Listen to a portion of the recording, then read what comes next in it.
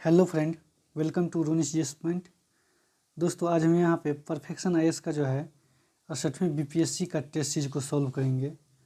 और ये test series जो है इस वीडियो का पहला टेस्ट सीरीज होगा जिसमें हम प्राचीन और मध्यकालीन इतिहास के सभी महत्वपूर्ण प्रश्न को कवर करने वाले हैं।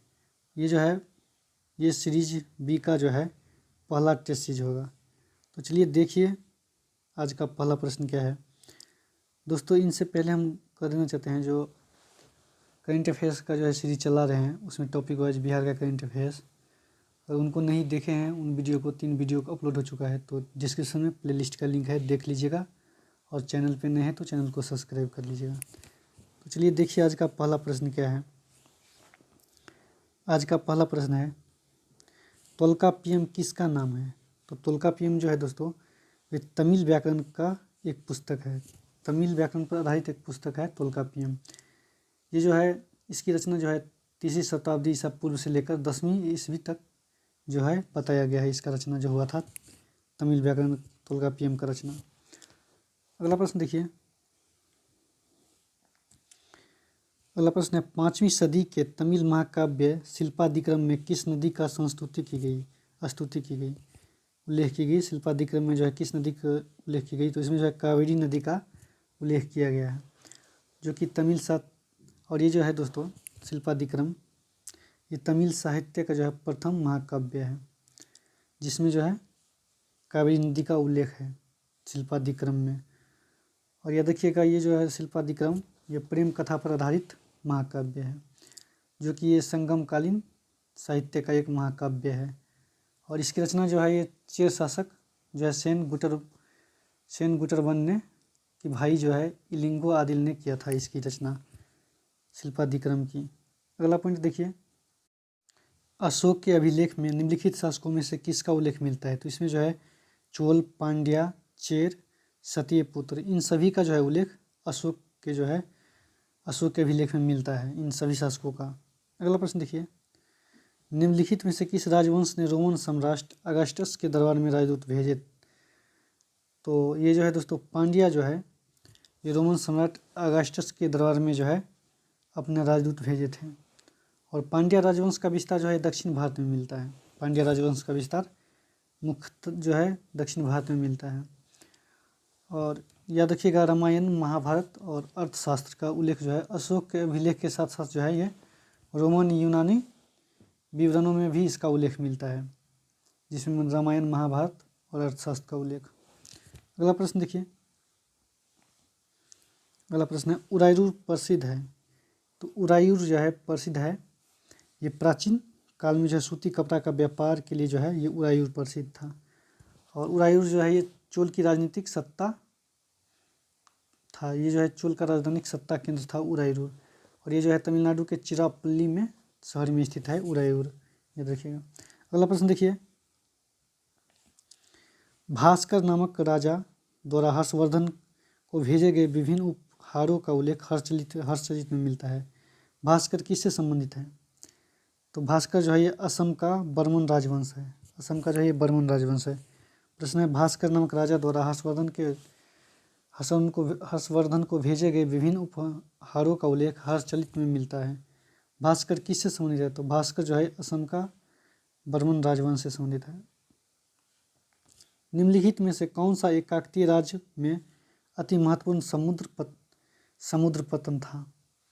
तो ये मोटुपल्ली जो है वह काकतीय राजवंश में जो है महत्वपूर्ण समुद्र पतन था। और काकतीय वंश का जो है प्रसिद्ध शासक वो गणपति देव थे। कौन थे। तो याद रखिएगा, गणपति देव जो है वो काकतीय वंश का प्रसिद्ध शासक थे। सम्राट हर्ष ने बौद्ध धार्मिक सम्मेलन का आयोजन किसके स्थान पर करवाया था। किस स्थान पर करवाया था। सम्राट हर्ष जो थे वो बौद्ध धार्मिक सम्मेलन का आयोजन किस स्थान पर करवाया।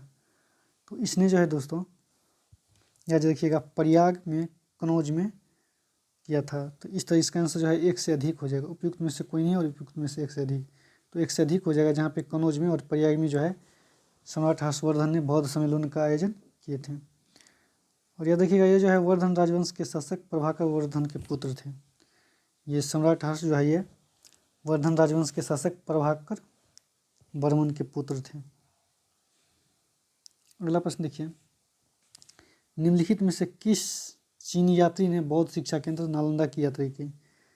तो हुइनसांग ने जो है, हुइनसांग और इत्सिंग, ये दोनों ने जो है दोस्तों वो चीनी यात्री, ये दोनों चीनी यात्री थे जो कि बौद्ध शिक्षा के लिए जो है नालंदा की यात्रा की थी। तो इस तरह इसका जो है हो जाएगा ई, इनमें से एक से अधिक।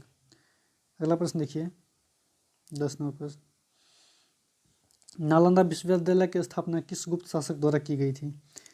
तो नालंदा विश्वविद्यालय की स्थापना जो है वो याद रखिएगा, नालंदा विश्वविद्यालय की स्थापना वो कुमारगुप्त प्रथम, जिसे महेंद्र द्वितीय भी कहते हैं, महेंद्र द्वितीय, इसी के द्वारा जो है इसकी स्थापना की गई थी नालंदा विश्वविद्यालय की।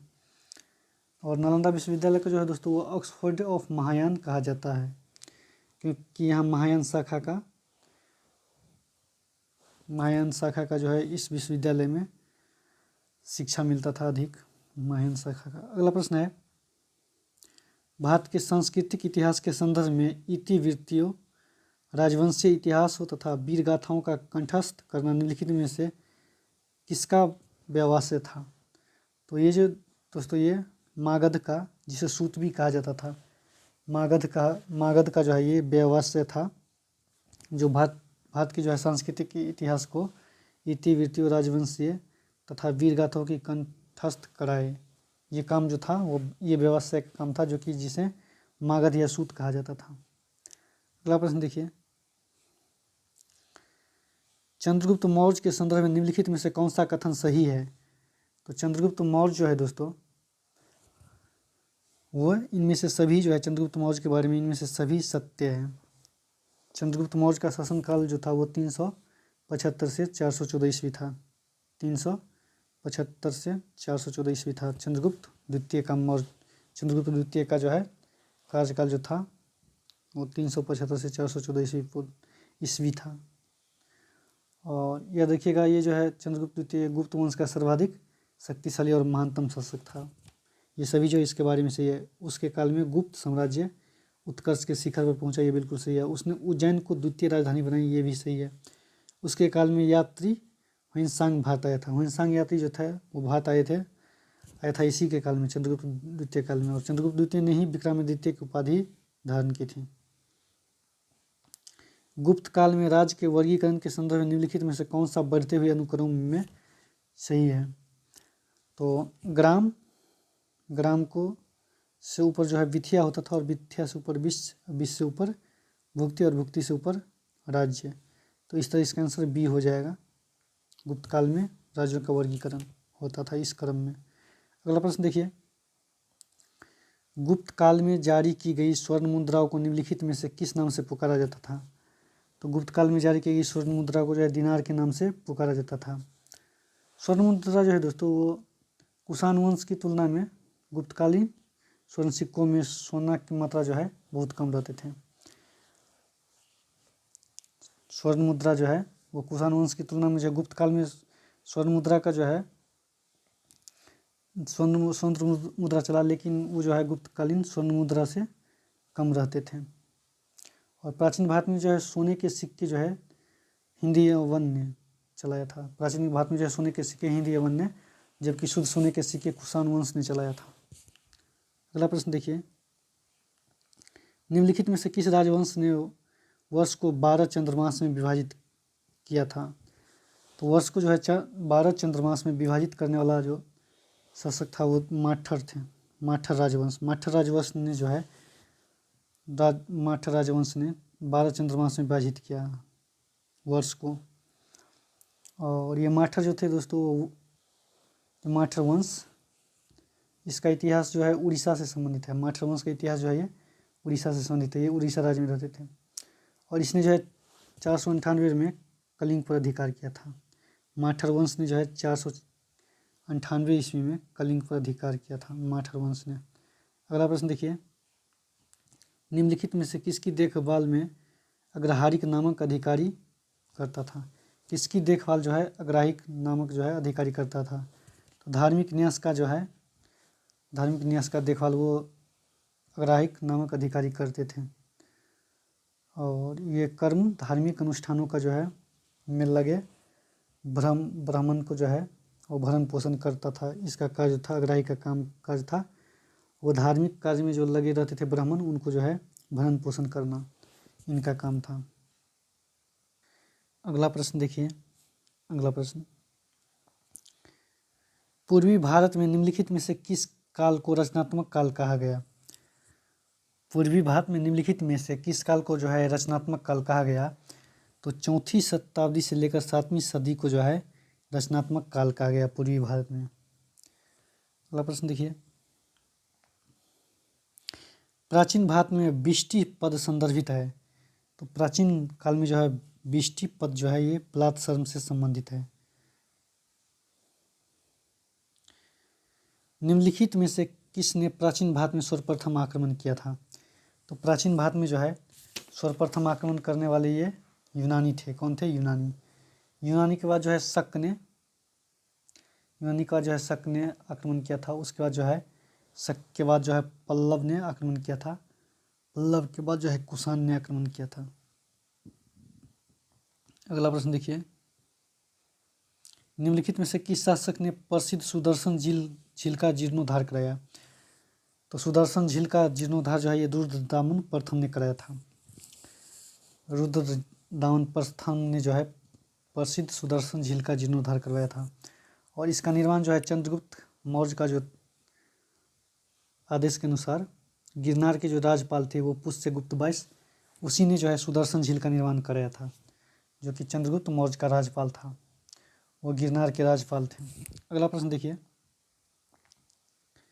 निम्नलिखित में से किन शासकों ने पश्चिमोत्तर भारत में सर्वाधिक संख्या में तांबे के सिक्के को जारी किया? तो तांबे के सिक्कों को जारी किया सबसे अधिक कुषाण ने। पश्चिमोत्तर भारत में जो है सर्वाधिक तांबे का सिक्का जो है कुषाण ने जारी किया। कुषाण काल में निम्नलिखित में से कौन सा स्थान बौद्ध कला का महान केंद्र था? तो नागार्जुन कोंडा, उसके बाद अमरावती, ये दोनों जो है दोस्तों वो बौद्ध कला का महान केंद्र था। तो इस तरह इसका आंसर हो जाएगा 1 से अधिक। निम्नलिखित में से किस शासक ने जूनागढ़ अभिलेखों का निर्माण करवाया था? तो जूनागढ़ अभिलेखों का निर्माण जो है वो रुद्रदामन ने करवाया था।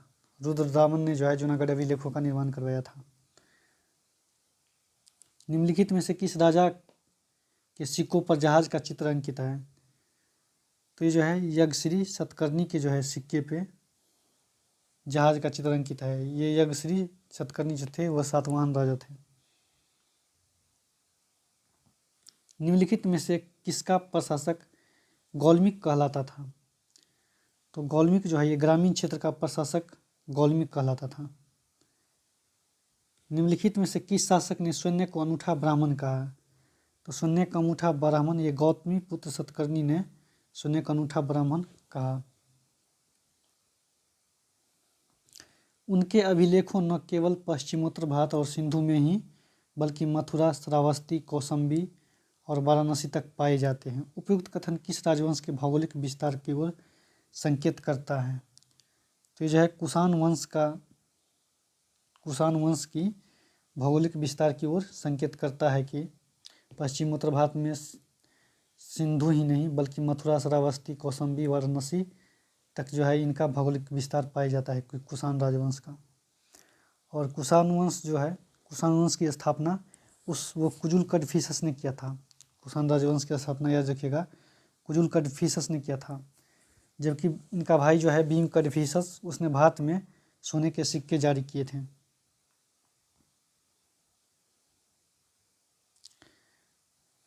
चौथी शताब्दी के दौरान उत्तरी महाराष्ट्र और विदर्भ में सातवाहन के स्थान पर एक स्थानीय शक्ति का उदय हुआ। यह स्थानीय शक्ति कौन थी? तो यह स्थानीय शक्ति जो है दोस्तों याद रखिएगा वाकाटक वंश था। वाकाटक वंश चौथी शताब्दी के दौरान जो है महाराष्ट्र और विदर्भ में जो है सातवाहन के स्थान पर एक स्थानीय शक्ति का उदय हुआ जो कि वाकाटक थी। यह मुख्यतः जो है दोस्तों ये ब्राह्मण वंश था और इसका प्रथम शासक जो है विंध्य शक्ति था और अगला शासक जो था वो प्रवरसेन हुआ। वाकाटक वंश का जो है प्रथम शासक वो विंध्य शक्ति था और अगला शासक जो है वो प्रवरसेन हुआ। जिसने 4 अश्वमेध किए।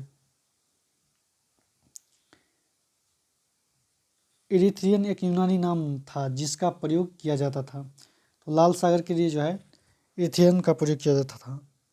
लाल सागर के लिए इरिथ्रियन का प्रयोग किया जाता था, ये यूनानी नाम था। निम्नलिखित में से किसने भारत में सर्वप्रथम सोने के सिक्के जारी किए? तो भारत में सर्वप्रथम सोने के सिक्के जो है हिंद यूनानियों ने जारी किया था। सर्वप्रथम सोने के सिक्के हिंद यूनानियों ने जारी किया था। अग्रहार के संदर्भ में निम्नलिखित कथनों में से कौन सा सही है? तो अग्रहार जो थे ये ब्राह्मण को दी गई भूमि थी। अग्रहार ब्राह्मणों को दी गई भूमि थी। किस बौद्ध मूल ग्रंथ में मौर्य सम्राट अशोक का विवरण समाहित है? तो मौर्य सम्राट अशोक का विवरण जो है समाहित है वह महावंशा में। महावंशा में जो है मौर्य सम्राट अशोक का विवरण समाहित है। अशोक का नाम जो है अशोक वो मास्की तथा गुजरा अभिलेख में मिलता है। अशोक का नाम अशोक का विवरण जो है वो मास्की तथा गुजरा अभिलेख में मिलता है। निम्नलिखित में से किस अभिलेख में अशोक का नाम का उल्लेख किया जाता है? तो अशोक का नाम का उल्लेख जो है प्रथम लघु शिलालेख में किया जाता है। अशोक का नाम का उल्लेख। अशोक से पूर्व निम्नलिखित में से किस शासक ने शांतिवादी नीति को अपनाया?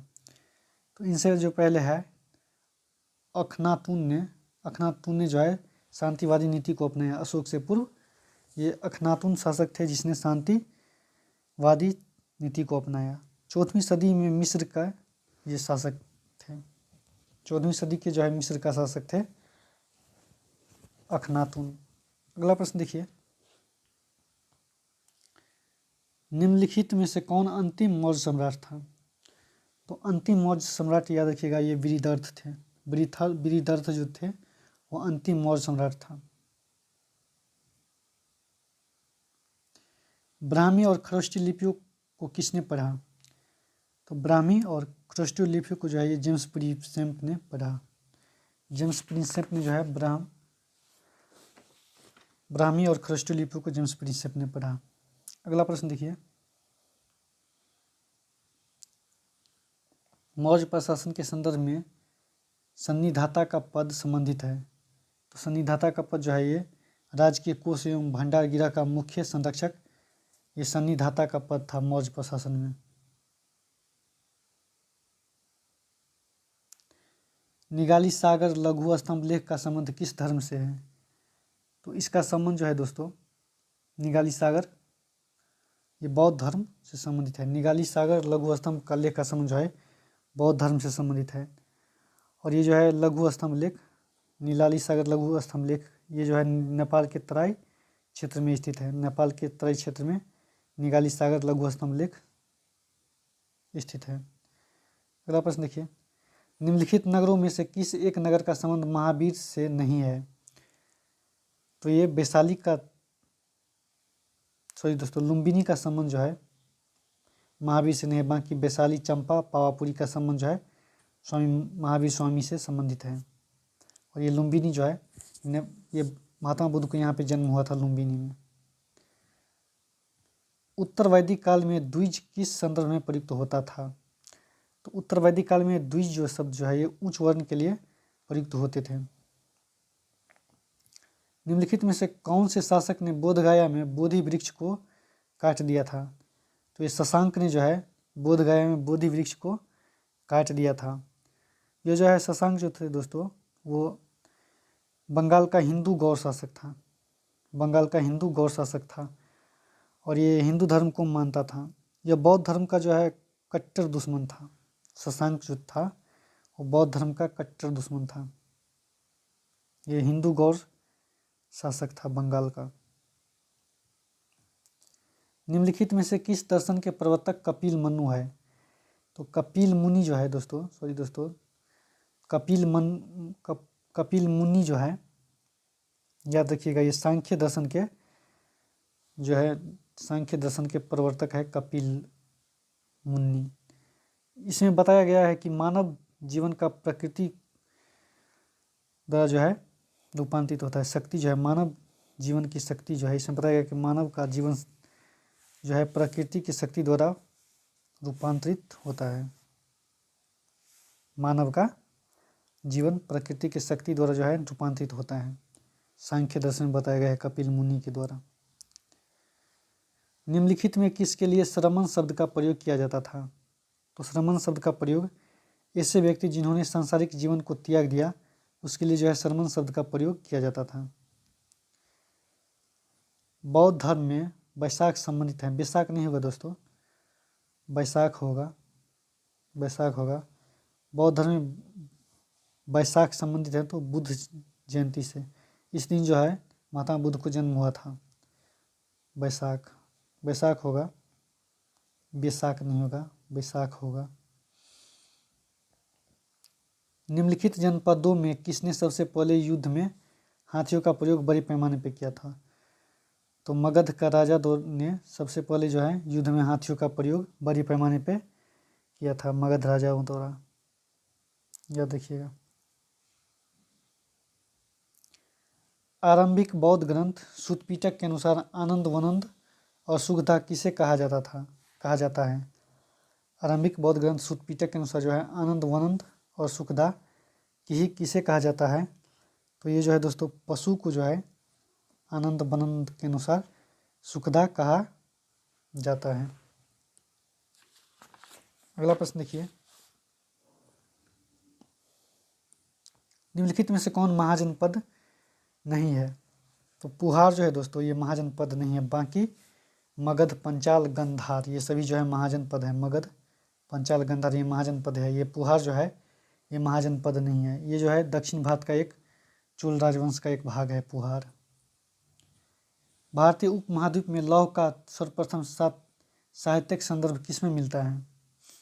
तो यजुर्वेद में जो है भारतीय उपमहाद्वीप में लौह का सर्वप्रथम साहित्यिक संदर्भ यजुर्वेद में मिलता है। ऋग्वेद के किस देवता की संस्तुति संग्रहित नहीं है? तो ऋग्वेद की जो है पशुपति देवता की संस्तुति जो है संग्रहित नहीं है। पशुपति को जो है हड़प्पा काल का मुख्य देवता माना गया, पशुपति को जो है हड़प्पा काल का मुख्य देवता माना गया। और याद रखिएगा ऋग्वेद का काल जो है 1500 ईसा पूर्व से 1000 ईसा पूर्व माना जाता है। उत्तर वैदिक काल में के संदर्भ में निम्नलिखित कथनों में कौन सा असत्य है? तो उत्तर वैदिक काल में जो है निम्नलिखित कथनों में से कौन सा कथन असत्य है? तो यह देखिएगा इस काल में जो है चारों वर्णों में समानता थी, ये जो है असत्य है। इस काल में जो है 4 वर्णों में समानता नहीं थी। इस काल में जो है 3 उच्च वर्ण और शूद्रों के बीच विभाजक रेखा देखने को मिलती थी। 3 उच्च वर्ण जो है अपने आप को समान मानते थे और एक जो है क्षुद्र वर्ण को जो है विभाजन किया था, अलग कर दिया था। यह देखिएगा चतुर्थ वर्ष में जो है सामाजिक दशा में गिरावट आई थी, चतुर्थ वर्ष में।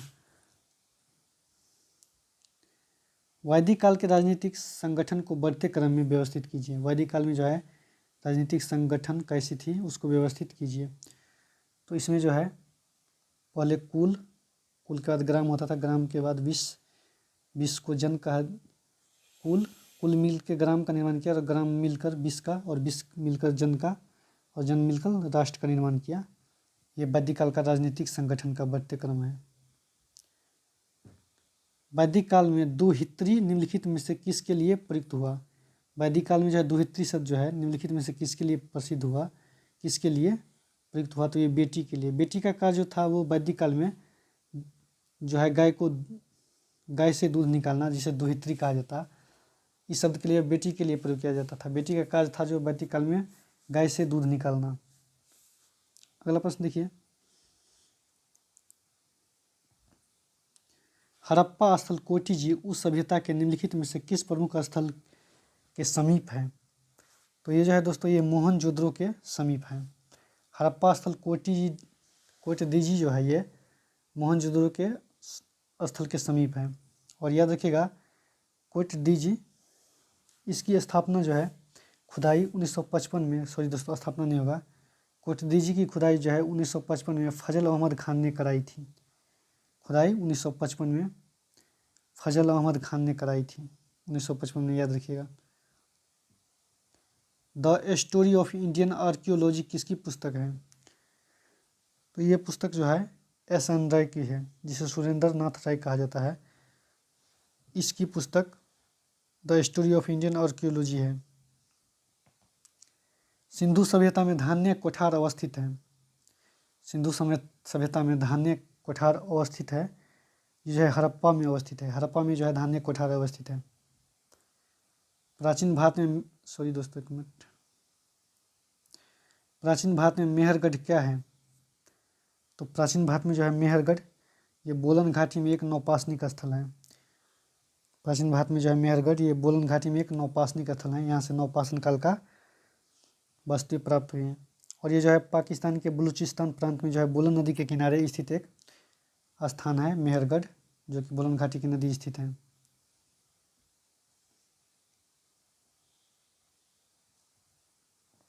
अगला प्रश्न देखिए, निम्नलिखित में से किसे महापाषाणिक काल में मेगालिथ कहा जाता था? तो कब्र को जो है महापाषाणिक काल में जो है मेगालिथ कहा जाता है। कब्र को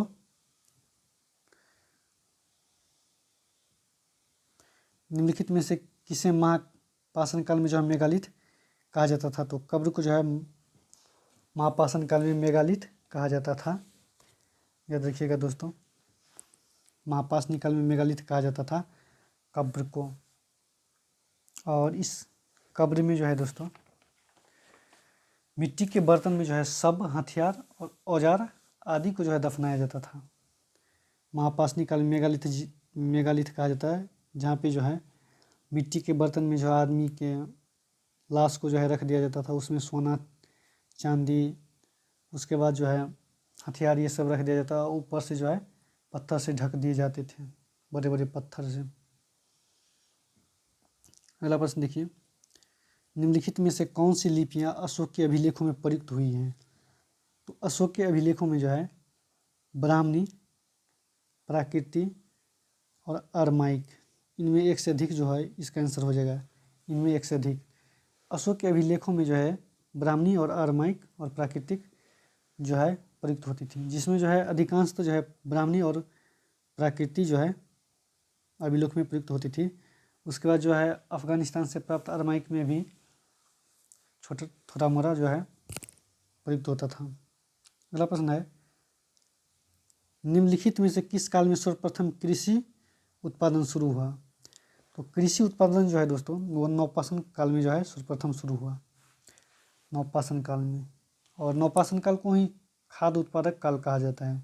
इस काल में जो है बहुत से खाद्य पदार्थ का जो है उत्पादन शुरू हुआ। निम्नलिखित में से किस स्थल को ताम्बवती अर्थात तांबावली कहा जाता है?